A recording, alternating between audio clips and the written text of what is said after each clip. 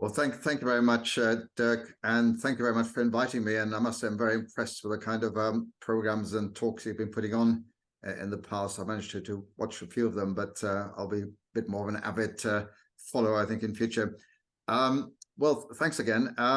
Yes, I'd like to talk about local partnerships. And did you know that in the United Kingdom, there are something like well over 1,000 local partnerships, or twinnings as they're more popularly known, between UK cities, UK local governments, and overseas counterparts, especially in the EU, with predominantly Germany and France, but many other European Union countries as well. I'll just repeat that, over 1,000, and that's despite Brexit.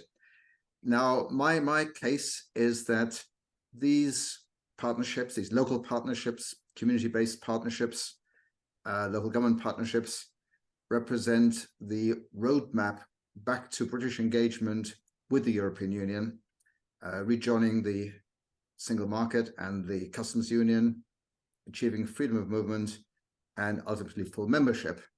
And in addition to that, such local partnerships and twinnings do promote greater global understanding as well.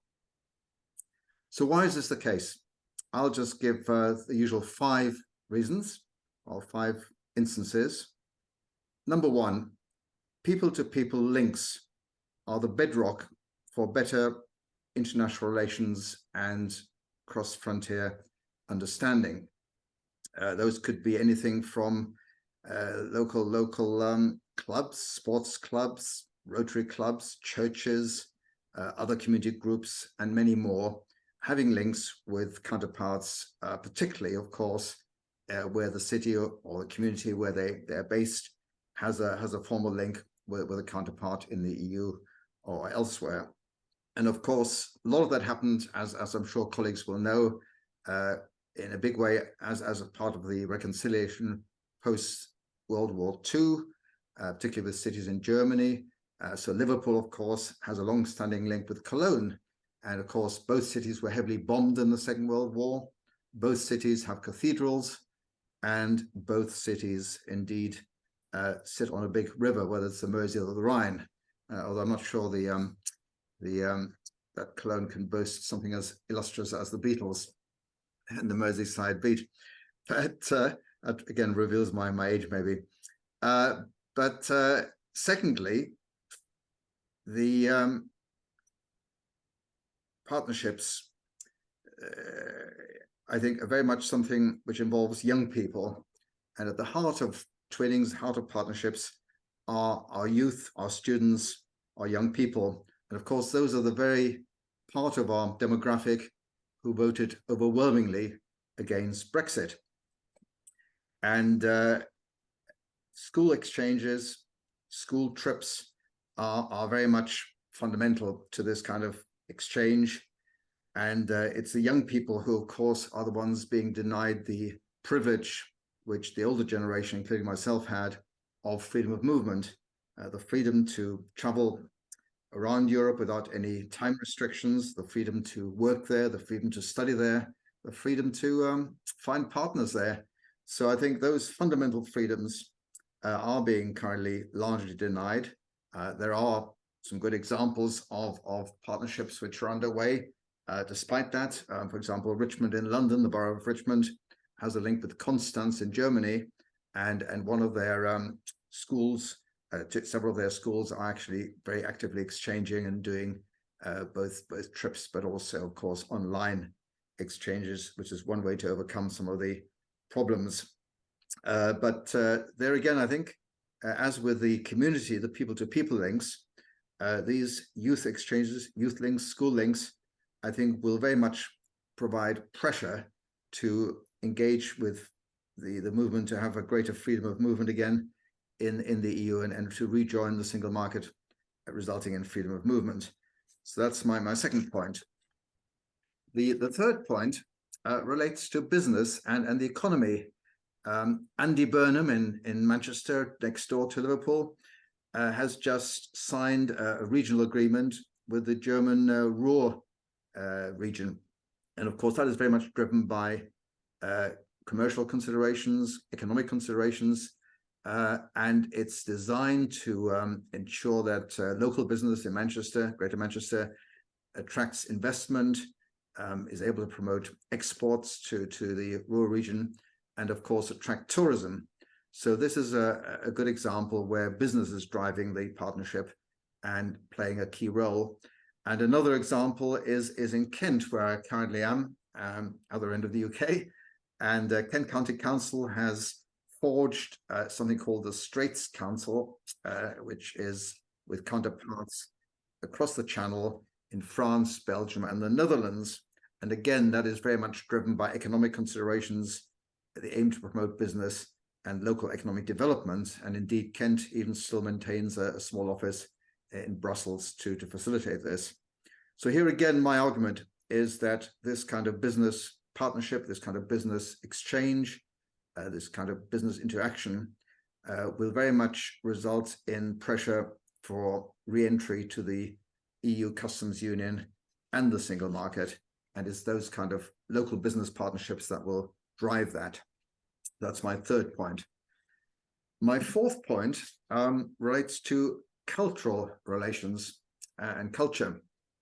When the Beatles, and I'm still a very great fan, and of course it's something not just my generation has, when the Beatles cut their teeth in Hamburg's nightclubs on the Reeperbahn, that of course was something that was resulted in closer British-German relationships.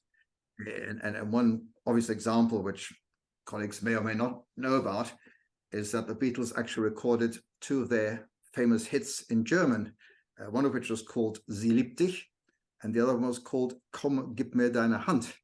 And I'll give some prizes at the end for those of you who can guess which of the Beatles songs those were. But of course, it's not just a question of pop stars or rock stars.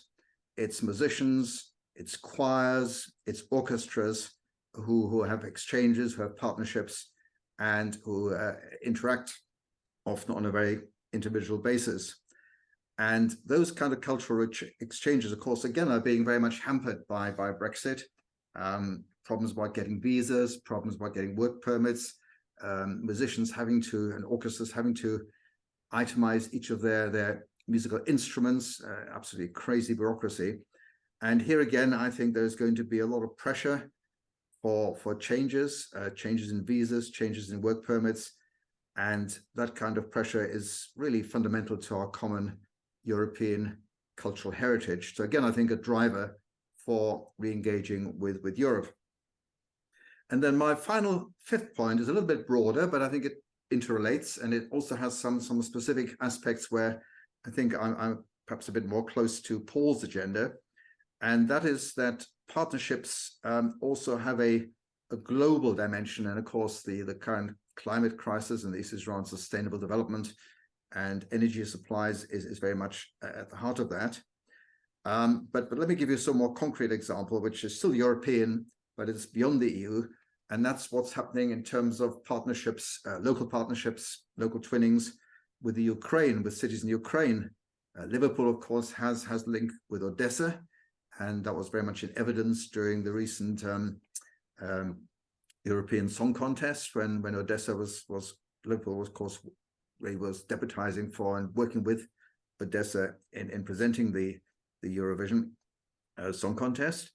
But there's many other examples. Bath, for example, where we just had a meeting of our European Partnerships Working Group, which is a UK-wide group which is looking at these kind of linkages. Bath, for example, has twinned with Alexandria in Ukraine, which is quite close to the border where a lot of the fighting is. And they've actually raised funds, and this is pretty amazing for a relatively small town, to buy 14 electric generators and 2 ambulances, which are being supplied to their partner in their hour of need. So that's, I think, a really good example of, local solidarity through partnerships. And indeed, many cities, particularly in some respects more in Europe than in EU countries than the UK, have very strong partnerships with counterparts in the developing world. And through the organization I headed, which was kindly referred to earlier, the Commonwealth Local Government Forum, we used to run a lot of partnerships with UK cities and counterparts in Africa, the Caribbean, and Asia Pacific. And that was very much focused on technical partnerships, not just the cultural exchanges or the mayors going abroad. It was very much providing technical support on local governments in areas like very basic things like refuse collection, but also municipal finances, and promoting local economic development and learning from each other. So there again, I think that global partnership is something which is promoting linkages and localizing the United Nations Sustainable Development Goals, which is something which is very much brings us into the sustainability discussion, addressing the climate emergency and the trying to reach zero carbon, which of course most cities across the UK and Europe and indeed the world are currently trying to achieve. That again is something where we can learn from each other and where local partnerships can play a really important role. That of course includes very much sustainable energy supplies and renewables, which is so important in achieving that agenda.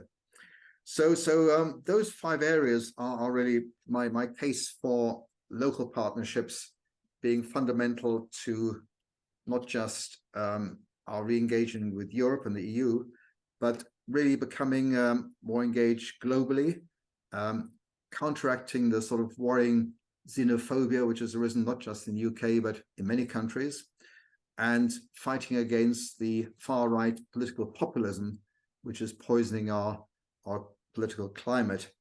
And ultimately, I do think that those kind of partnerships, that kind of local action, local twinning across frontiers, across boundaries, is something which will make us real European citizens and also indeed real global citizens. Thank you.